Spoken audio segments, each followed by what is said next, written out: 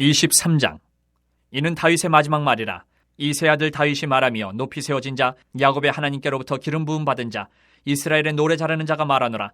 여호와의 영이 나를 통하여 말씀하시며 그의 말씀이 내 혀에 있도다.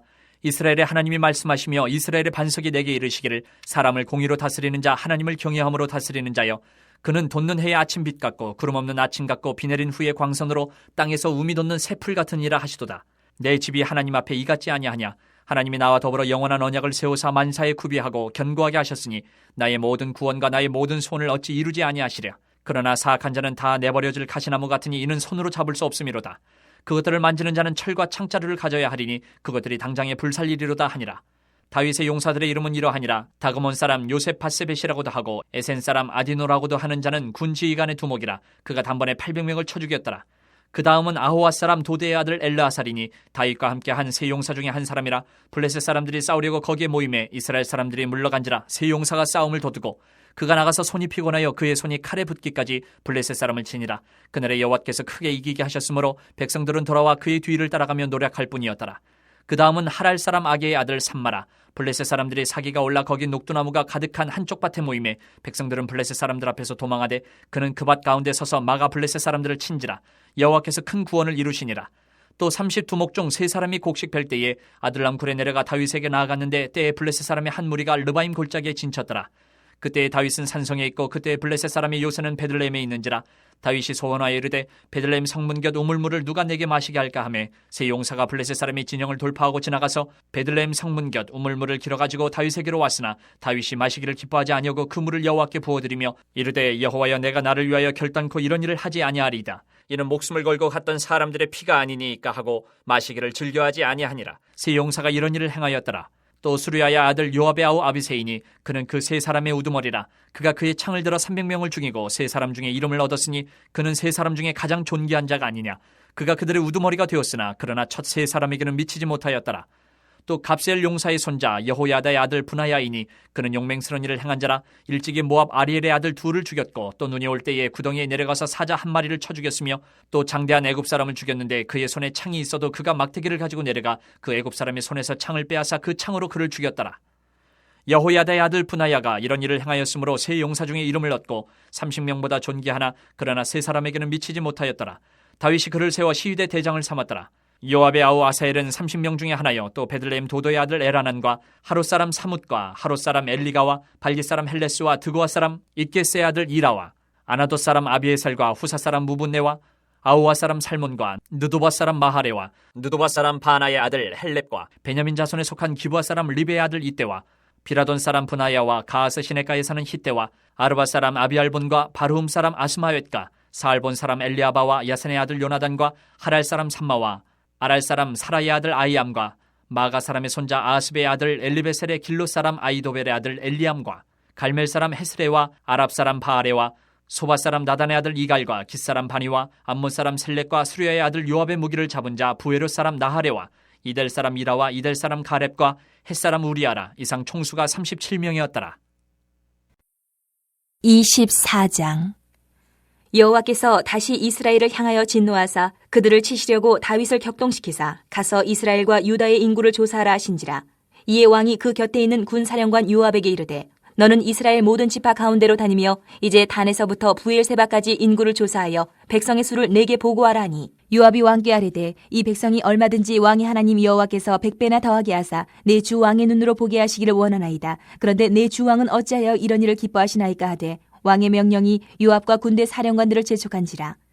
요압과 사령관들이 이스라엘 인구를 조사하려고 왕 앞에서 물러나 요단을 건너 갓 골짜기 가운데 성읍 아로엘 오른쪽 곧 야셀 맞은 쪽에 이르러 장막을 치고 길르앗에 이르고 닷딤 호시 땅에 이르고 또 다나안에 이르러서는 시돈으로 돌아 두로 견고한 성에 이르고 히위 사람과 가나안 사람의 모든 성읍에 이르고 유다 남쪽으로 나와 부엘세바에 이르니라. 그들 무리가 국내를 두루 돌아 9달 20날 만에 예루살렘에 이르러 요압이 백성의 수를 왕께 보고하니 곧 이스라엘에서 칼을 빼는 담대한 자가 80만 명이요 유다 사람이 50만 명이었더라. 다윗이 백성을 조사한 후에 그의 마음에 자책하고 다윗이 여호와께 아뢰되 내가 이 일을 행함으로 큰 죄를 범하였나이다. 여호와여, 이제 간구하옵나니 종의 죄를 사하여 주옵소서. 내가 심히 미련하게 행하였나이다 하니라. 다윗이 아침에 일어날 때에 여호와의 말씀이 다윗의 선견자 된 선지자 갓에게 임하여 이르시되 가서 다윗에게 말하기를 여호와께서 이와 같이 말씀하시기를 내가 내게 세 가지를 보이노니 너를 위하여 너는 그 중에서 하나를 택하라. 내가 그것을 내게 행하리라 하셨다 하시니 가시 다윗에게 이르러 아뢰어 이르되 왕의 땅에 7년 기근이 있을 것이니이까 혹은 왕이 왕의 원수에게 쫓겨 석 달 동안 그들 앞에서 도망하실 것이니이까 혹은 왕의 땅에 사흘 동안 전염병이 있을 것이니까 왕은 생각하여 보고 나를 보내신 이에게 무엇을 대답하게 하소서 하는지라. 다윗이 갓에게 이르되 내가 고통 중에 있도다. 청하건대 여호와께서는 긍휼이 크시니 우리가 여호와의 손에 빠지고 내가 사람의 손에 빠지지 아니하기를 원하노라 하는지라. 이에 여호와께서 그 아침부터 정하신 때까지 전염병을 이스라엘에게 내리시니 단에서부터 부엘사바까지 백성의 죽은 자가 7만 명이라.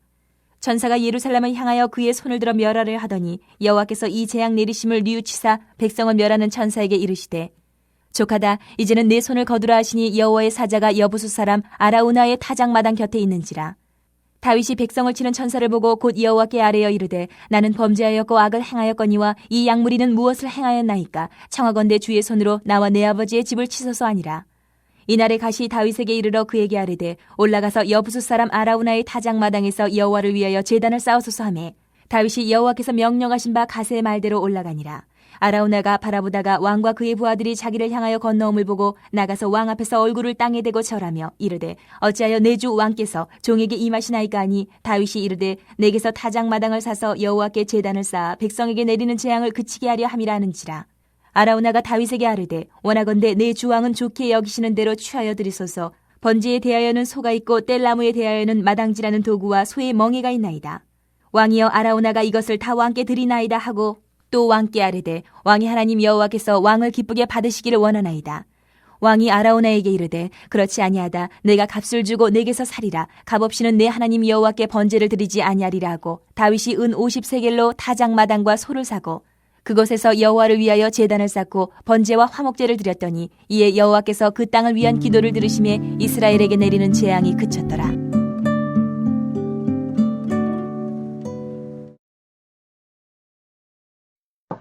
오늘 통독 본문인 사무엘하 23장에서 24장까지의 말씀은 사무엘 상하를 모두 포함하는 사무엘서의 맺는 말에 해당하는 부분입니다.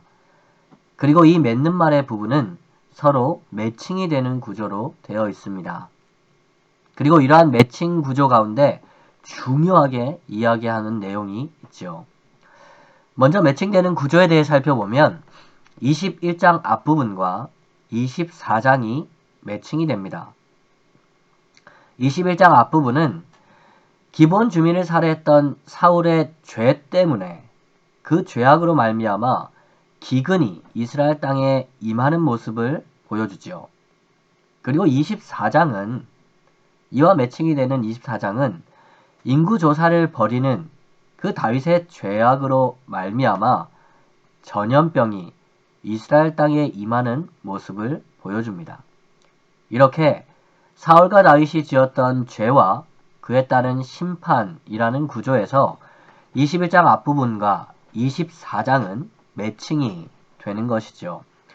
그런데 여기에서 매우 소망적인 메시지가 24장에는 하나 등장합니다.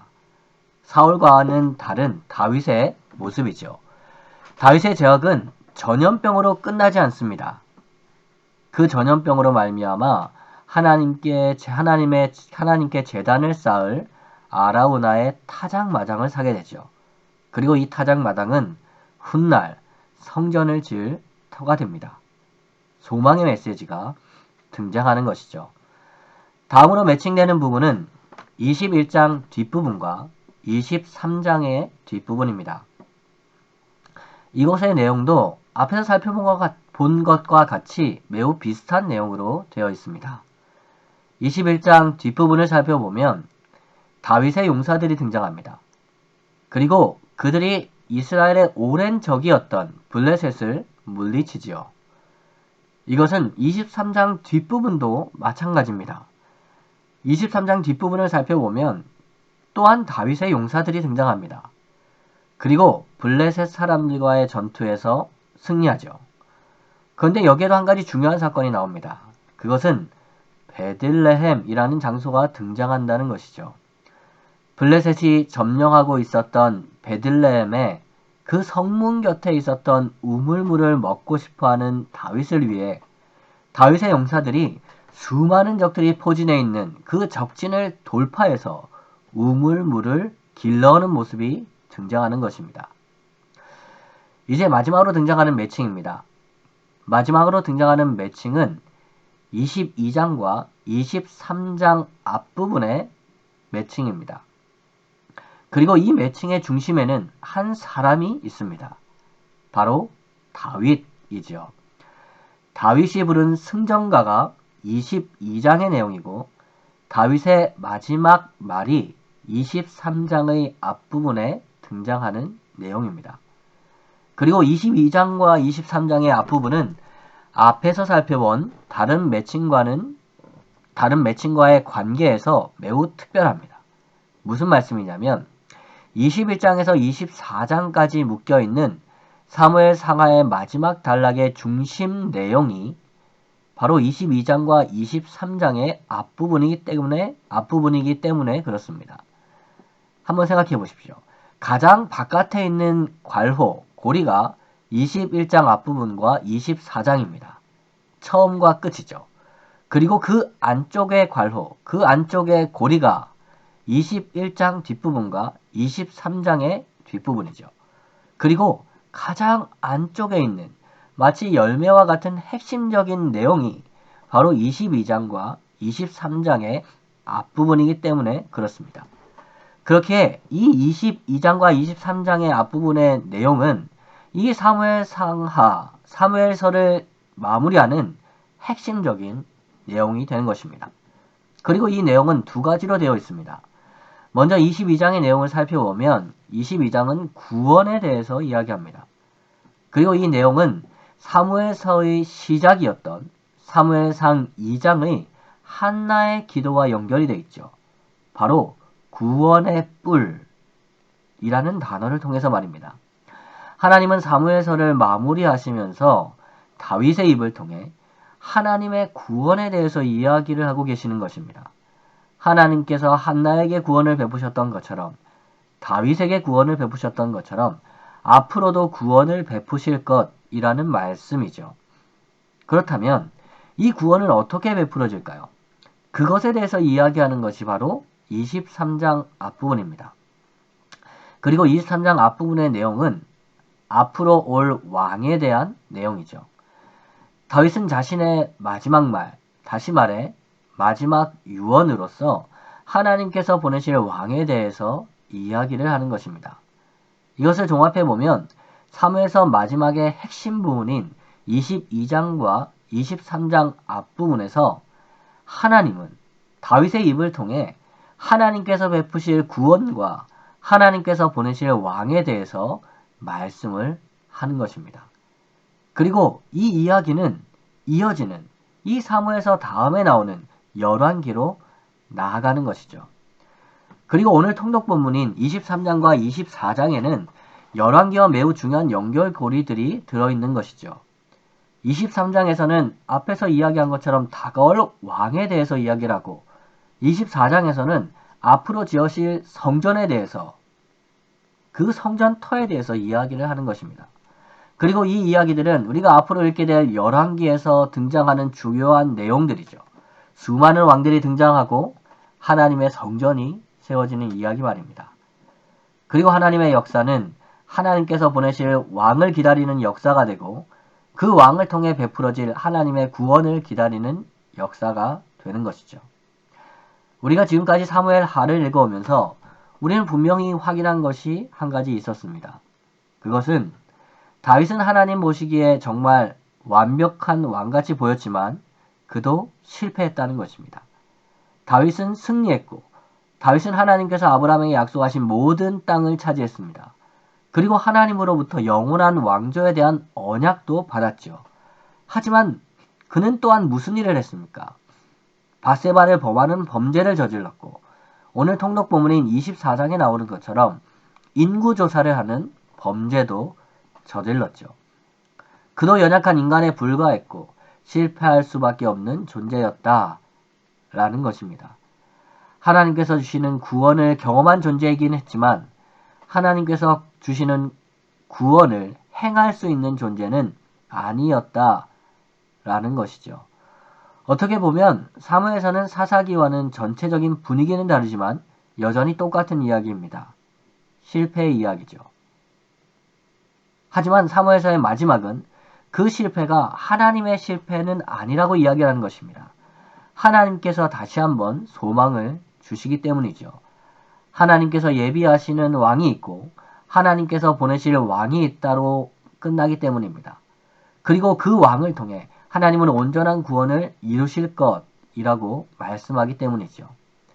오늘 통독 본문은 사무엘서의 마지막 부분으로 이 사무엘서를 마무리하면서 다윗의 실수와 실패를 분명하게 기록하고 있지만 또한 다윗의 마지막 말, 다윗의 예언을 통해서 하나님께서 주시는 소망에 대한 이야기를 하는 것입니다. 그리고 그 이야기는 이어지는 성경인 열왕기를 통해서 계속해서 이어져 가는 것이죠. 이러한 하나님의 구원의 역사의 흐름을 기억하시면서 계속해서 성경을 읽어가는 성도님들 되시기를 소망합니다.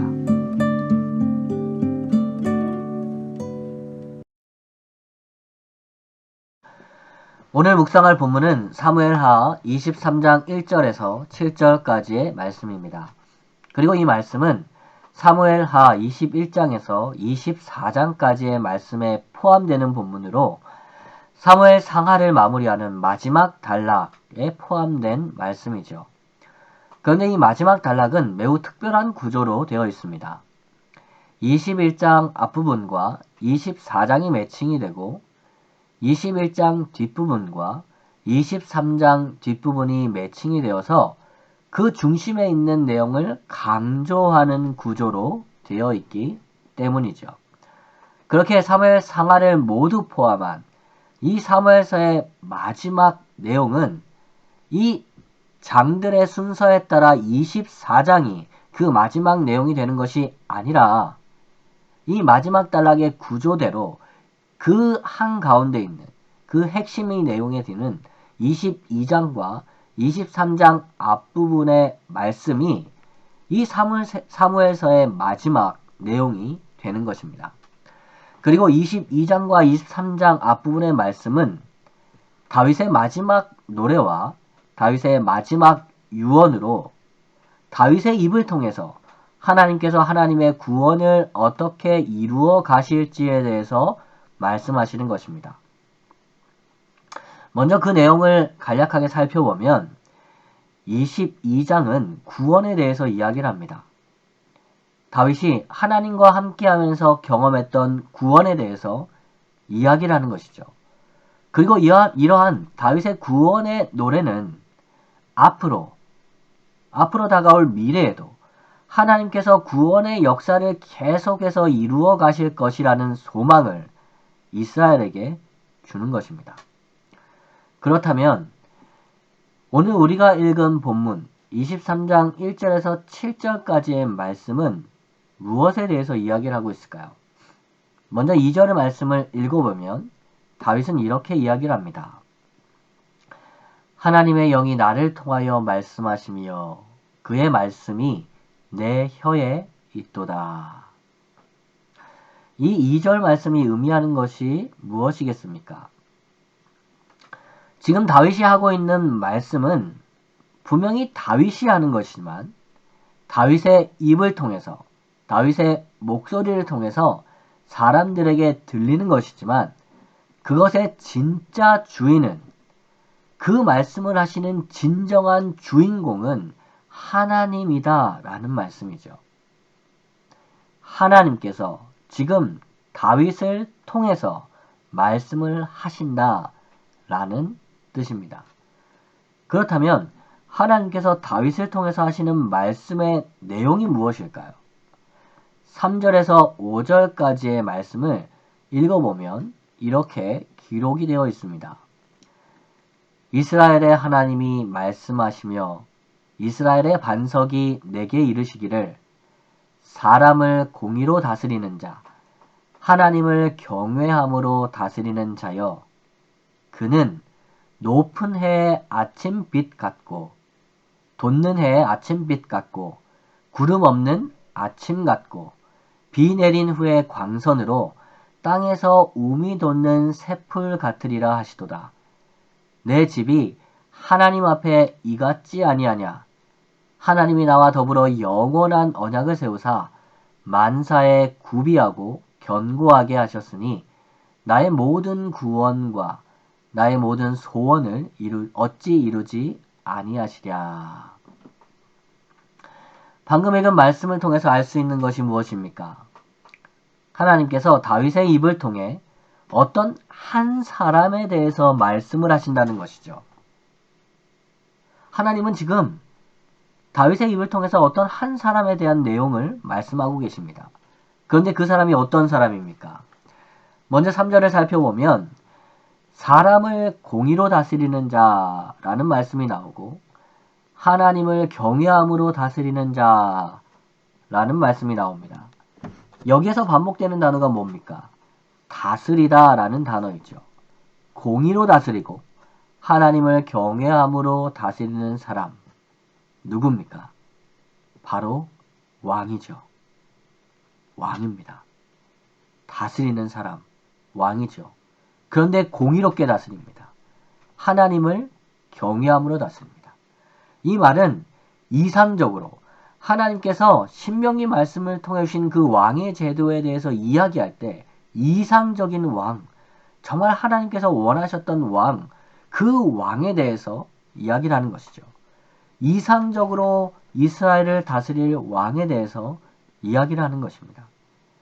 원래 이스라엘 백성은 질투심에 사로잡혀 미친 사람 같았던 그 사울 이후에 등장했던 다윗, 골리앗을 이기고 어디로 가든지 승리를 했던, 그리고 사울과 요나단의 죽음에 대해 슬퍼했던 그 다윗이 이런 왕인 줄 알았습니다. 하나님을 경외하고 공의로 나라를 다스리는 이상적인 왕인 줄 알았죠. 그런데 이 다윗이 어떤 일도 했습니까? 밧세바 사건을 일으켰습니다. 암논 사건과 압살롬 사건을 제대로 처리하지 못해서 나라가 쿠데타가 일어나는 그런 일을 경험했죠. 다윗의 다스림에는 공의가 없다는 것을 알게 되었던 것입니다. 그리고 오늘 통독 본문인 또 사무엘 하의 마지막 장인 24장을 살펴보면 다윗은 인구조사를 합니다. 이 인구조사를 통해서 다윗은 하나님을 경외하기보다는 자신의 군사력을 더 의지하는 모습을 보여주죠. 다윗의 다스림에는 하나님을 경외함이 없다는 것도 알게 되었던 것입니다. 다윗은 분명히 좋은 왕이었습니다.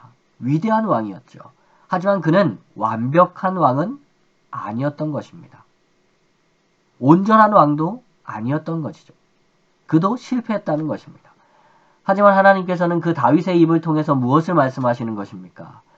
또 다른 왕이 있다는 것입니다. 하나님께서 세우실 왕이 있다라고 말씀하시는 것이죠. 그리고 그는 다윗과 같이 실패하지 않고 공의로 하나님을 경외함으로 다스릴 것이라고 말씀하시는 것입니다. 그렇게 이어지는 4절 말씀을 살펴보면 그 왕에 대해서 아침빛, 아침, 광선이라고 표현을 하는 것입니다. 사랑하는 성도 여러분, 어두운 밤이 지나고 캄캄했던 어두운 밤이 지나고 아침빛이 저 멀리서 들어오면 어떻게 됩니까? 어둠이 완전히 사라집니다. 더군다나 구름 한 점 없는 아침이면 어떻습니까? 어두움은 완벽하게 사라지고 온전히 밝음만이 내리쬐게 되죠. 그리고 비 내린 후에 비가 그치고 구름 사이로 빛이 쫙 들어오면 어떻게 됩니까? 온전히 깨끗해진 그런 광경을 보게 됩니다. 이런 것처럼 하나님께서 보내시는 왕은 어둠이 조금도 없는 완전히 빛과 같은 그런 분이라는 것이죠. 다윗과 같이 좋은 왕이지만 실패하는 왕이 아니라 한 줄기 빛과 같은 온전한 완벽한 왕이다라는 것입니다. 그런데 5절을 살펴보면 그 왕이 어떻게 오신다고 말씀합니까? 하나님이 나와 더불어 영원한 언약을 세우사 라는 말씀에서 알 수 있는 것처럼 다윗과 맺은 언약을 통해서 다윗의 집안을 통해서 그 왕이 올 것이라는 말씀이죠. 하나님께서는 다윗이 실패했다고 해서 다윗과 맺은 언약을 파기하지 않으셨습니다. 오히려 하나님은 온전히 다윗과 맺은 언약에 신실하셔서 다윗의 실패에도 불구하고 다윗과 맺은 언약을 통해서 그 왕을 보내시겠다라고 말씀하시죠. 그리고 다윗은 마지막으로 분명하게 이렇게 이야기합니다. 만사에 구비하고 견고하게 하셨으니 나의 모든 구원과 나의 모든 소원을 어찌 이루지 아니하시랴. 나는 연약하고 부족하여 실패할 수밖에 없었지만 하나님은 온전하신 분이기 때문에 그분이 준비하시고 확실하게 하신 구원을 그 왕을 통해 하나님이 보내실 왕을 통해 온전히 이루실 것이라는 말씀이죠. 오늘 우리가 함께 묵상한 본문은 이 왕에 대해서 말씀하는 본문입니다. 하나님께서 보내실 왕에 대해서 말씀하는 본문이죠. 그리고 그 왕이 하나님의 구원을 온전히 이루실 것이라는 확신을 주시는 말씀입니다. 사랑하는 성도 여러분, 우리는 그분이 누구인지 알고 있죠. 바로 예수님입니다. 그리고 그분은 신실하신 하나님의 말씀대로 그 언약대로 이 땅에 오셨고 우리를 위해 십자가에 죽으셨으며 3일 만에 죽음에서 부활하셨죠. 그리고 이제는 하나님 우편에서 하늘과 땅의 모든 권세를 가지고 다스리시는 왕이 되신 겁니다. 우리는 그 왕을, 그 예수님을 우리의 왕으로 삼고 이 세상을 살아가는 것이죠. 그 왕은 결코 실패하는 왕이 아닙니다. 하나님을 경외함으로 공의로 우리의 삶을 다스리시는 분이시죠. 오늘도 하나님이 보내신 이 왕 되신 예수님을 바라보며 살아가는 성도님들 되시기를 소망합니다. 그분이 오늘도 우리를 다스리십니다. 그분께 기도하고 그분을 의지하며 그분의 말씀을 따라 살아갈 때 공의로 다스리시는 예수님께서 우리 삶 가운데 분명히 역사하실 것이며 우리의 삶을 하나님의 뜻대로 이끌어 가실 것입니다. 우리의 온전한 왕이신, 우리의 완벽한 왕이신 그 예수님을 묵상하며 기도하며 그 예수님을 따라가는 우리 사랑하는 성도님들 되시기를 주님의 이름으로 축복합니다.